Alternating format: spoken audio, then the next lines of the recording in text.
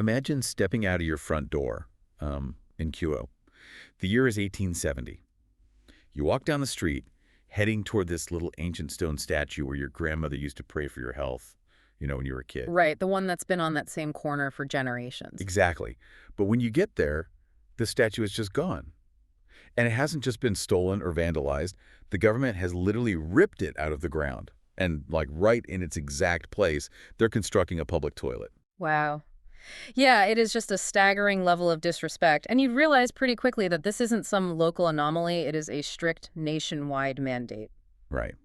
Which brings us to the mission for today's deep dive.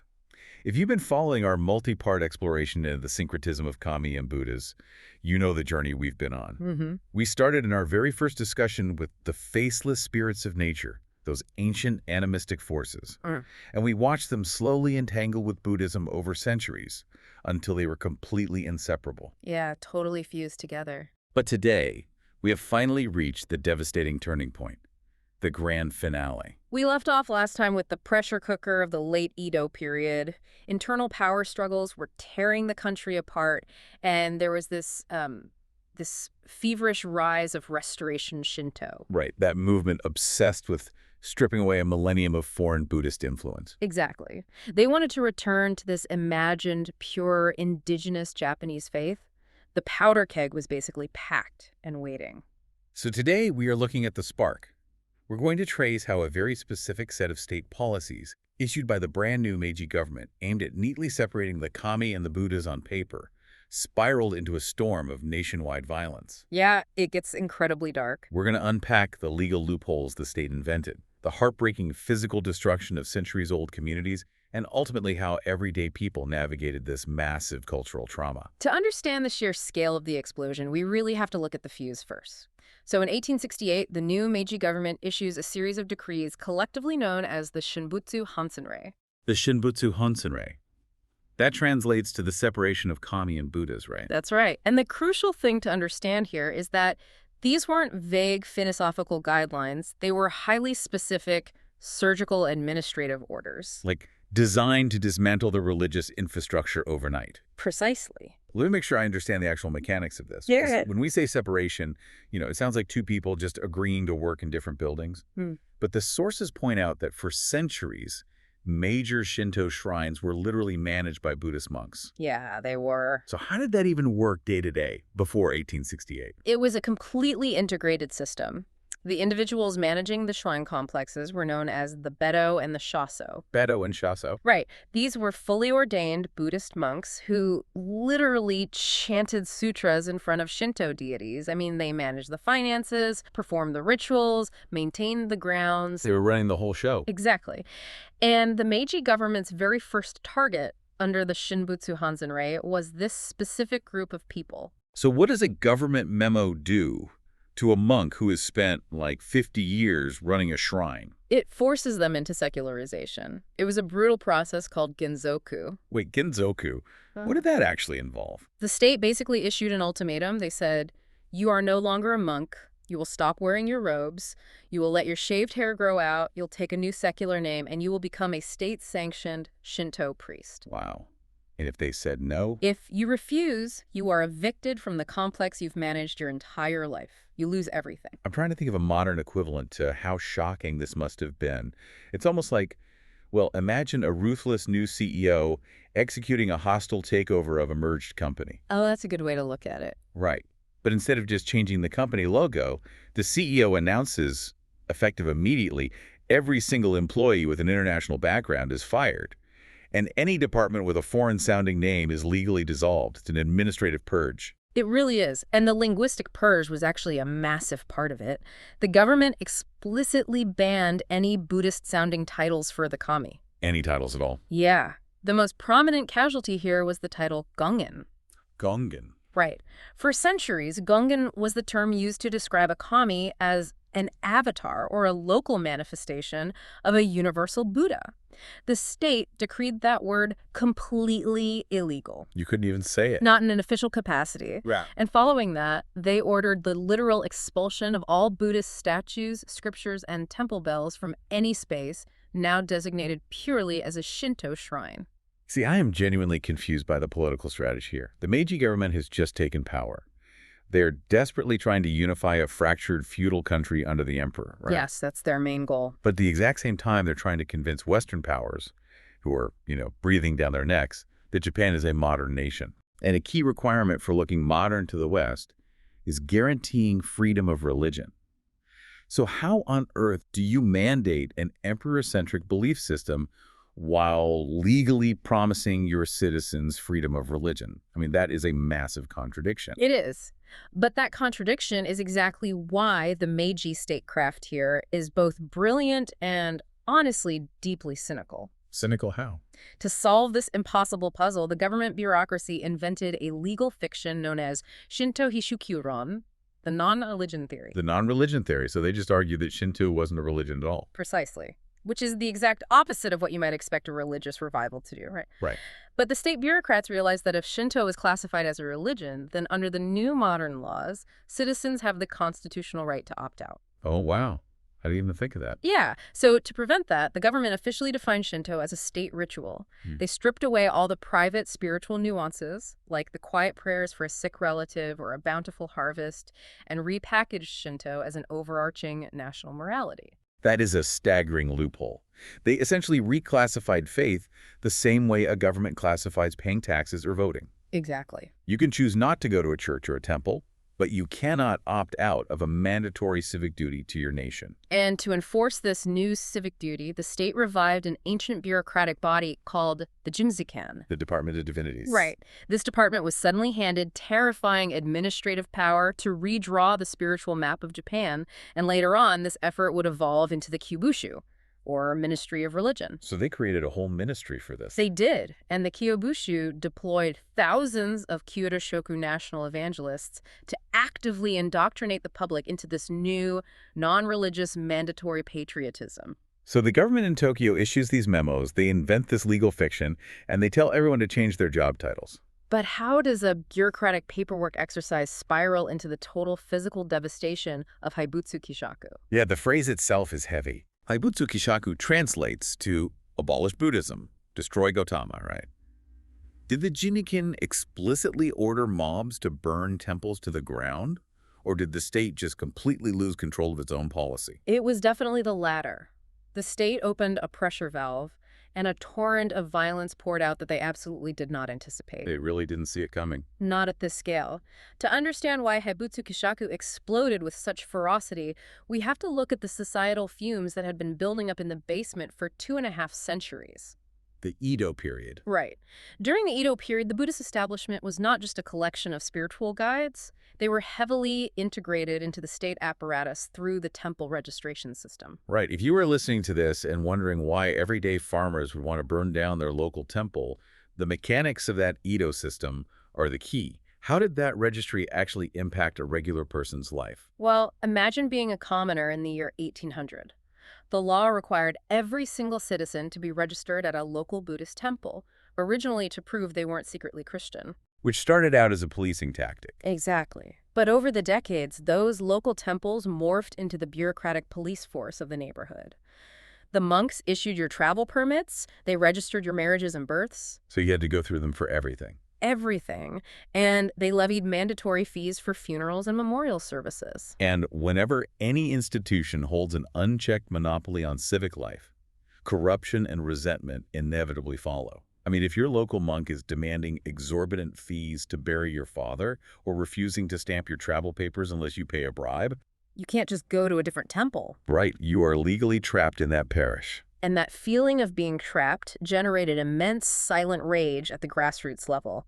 Now, combine that peasant resentment with the ideological zeal of the Shinto revivalists. The scholars who wanted the pure Japanese faith. Yes. These scholars genuinely believed their indigenous culture had been polluted and suppressed by a foreign Buddhist parasite for 1,000 years.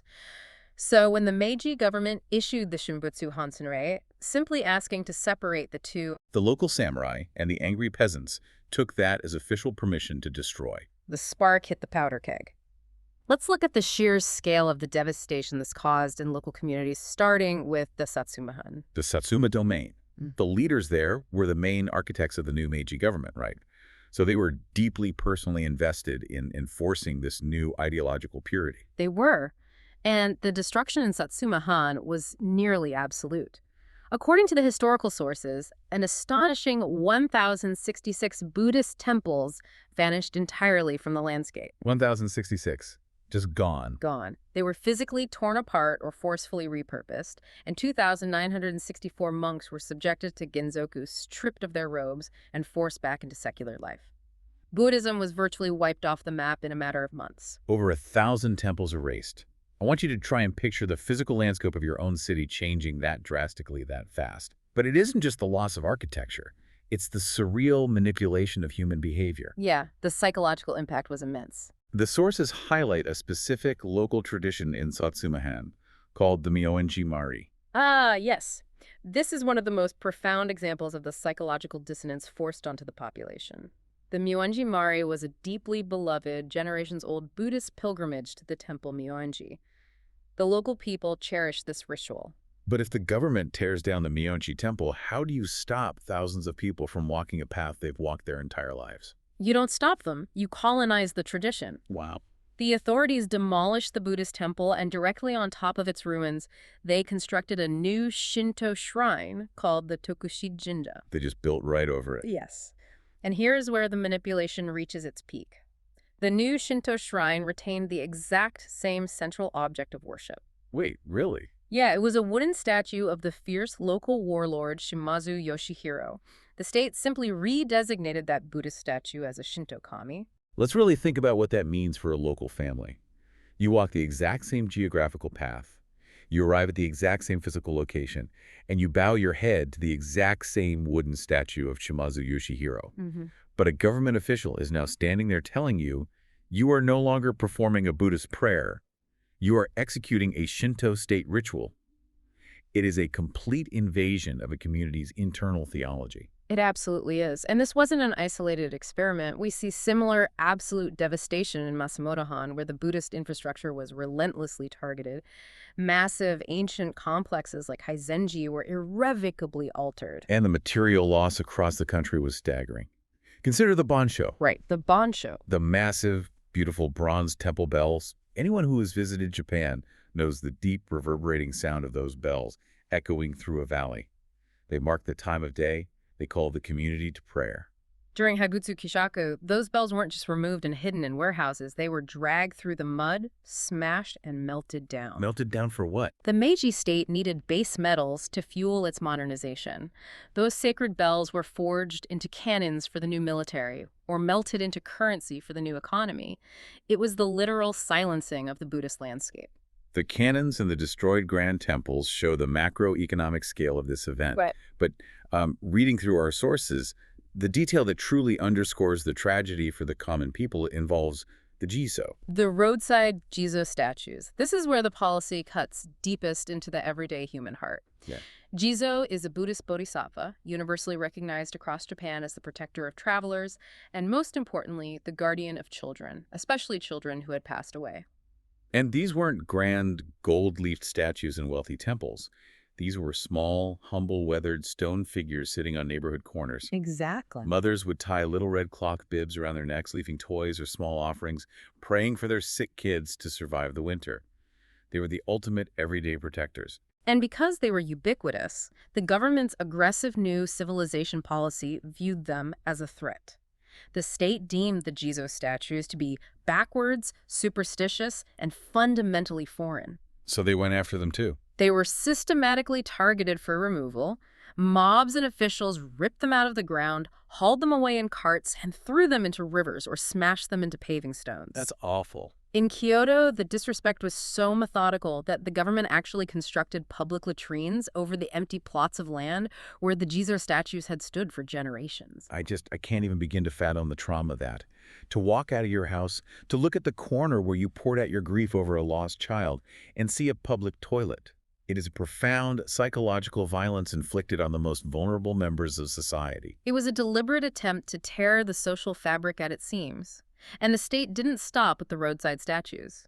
As they pushed this hard, bureaucratic line, kami strictly on one side, Buddhas strictly on the other, they inevitably collided with the groups that fundamentally could not be separated. I was wondering about this. If your entire identity is built on the fusion, what happens to you? The sources point specifically to Shugendo. Right, Shugendo is a highly ascetic, mountain-worshipping tradition. Its practitioners are the Yamabushi. The Yamabushi. Yeah, these are the ascetics you might picture meditating under freezing waterfalls or walking barefoot across burning coals. Their entire theological universe is the ultimate inextricable hybrid. They pray to entities that are simultaneously Kami and Buddha. You cannot put a Yamabushi into a neat, bureaucratic box. They are the vine and the tree completely fused together. Because they refuse to fit into the clean, paper-pushing reality of the new Jinjikan bureaucrats in Tokyo, the state simply legislated them out of existence. They just banned them. Completely. In 1872, Shugendo was officially outlawed. The Yamabushi were given a brutal choice. You must become a standard Shinto priest, you must become a standard Buddhist monk, or you must return to farming. About an ancient, vibrant, spiritual ecosystem was banned by a stroke of a pen. Exactly. It is a stunning level of micromanagement. But incredibly, the state decided that regulating the living wasn't enough. They decided to try and control death itself. This part blew my mind. The battle over death is arguably the most invasive policy of the entire era. The government introduced the Kaso Kinshirei. The cremation ban. Yeah, the cremation ban. I have to admit, when I read this in the notes, I had to read it twice. Cremation has been the standard practice in Japan for centuries. Why would the state ban it? Because cremation was fundamentally historically associated with Buddhism. To completely break the cultural power of the Buddhist temples and enforce ideological purity from cradle to grave, the state made cremation illegal. So what did they want people to do? They wanted to force the entire population to adopt shinsosai, which are Shinto-style funerals and full-body earth burials. Wait, how on earth do you enforce that logistically? Japan is a highly mountainous island nation. They simply do not have the physical landmass required to suddenly transition millions of people from cremation to full-body burials. You can't enforce it. And it resulted in an absolute logistical nightmare. Almost immediately, local graveyards overflowed. People were being buried in shallow graves because there was no designated land. Oh, that's terrible. Yeah, the sanitation issues became a severe public health crisis, especially in densely populated cities like Tokyo and Osaka. Not to mention the spiritual cruelty. You were approaching families at their most vulnerable moment, as they are grieving a parent or a child, and telling them that honoring their dead the way their ancestors have done for 1,000 years is now a criminal offense. The societal chaos must have been unmanageable. It was. The backlash from the common people was so immense, and the logistical failure was so undeniable that the government was utterly humiliated. They had to give up. They eventually had to walk the Kaso Kinshirei back and lift the ban on cremation.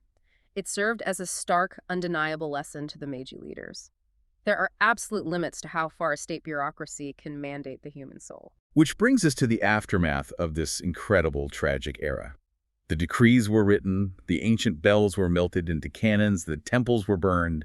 But did this massive social engineering experiment actually work? Did they successfully separate the Kami and the Buddhas? On paper, yes, they permanently changed the institutional map of Japan.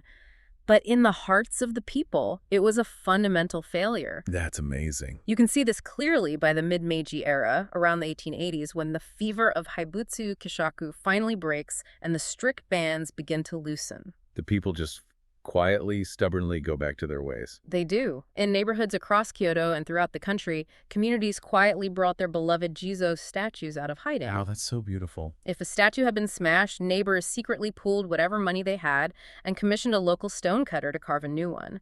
They rebuilt the little wooden roofs over them. They tied fresh red bibs around their necks. They quietly restored their neighborhood protectors. And if we look at modern-day Japan, we can see the vibrant survival of this thousand-year fusion everywhere. It didn't disappear, it just adapted. Modern Japanese people will seamlessly visit a Shinto shrine on New Year's Day to pray for good fortune, celebrate their child's milestones at a shrine, and then, without skipping a single beat, go to a Buddhist temple for a funeral or pray to their ancestors at a Buddhist altar in their own living room. The state's violent attempt to sever the fusion only forced it to evolve. The syncretism went underground. It shifted away from state-sponsored institutions and settled deep into the everyday, unspoken spirit of the people. The grand family.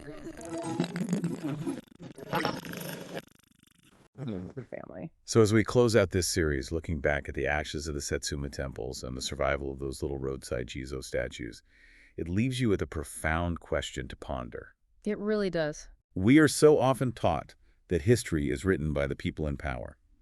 You know, the politicians signing the decrees, the bureaucrats drawing the maps, the leaders deciding what gets built and what gets burned. But the survival of this fusion tells a completely different story about where power actually resides. Exactly. Looking at how a massive state apparatus tried to forcefully rewrite reality, and how the people simply refused to let go of their protectors, it makes you wonder, does true religious authority actually come from the state, from the laws and the paperwork? Or is it ultimately defined by the quiet, stubborn resilience of everyday people who just want to protect their community? That's a powerful thought.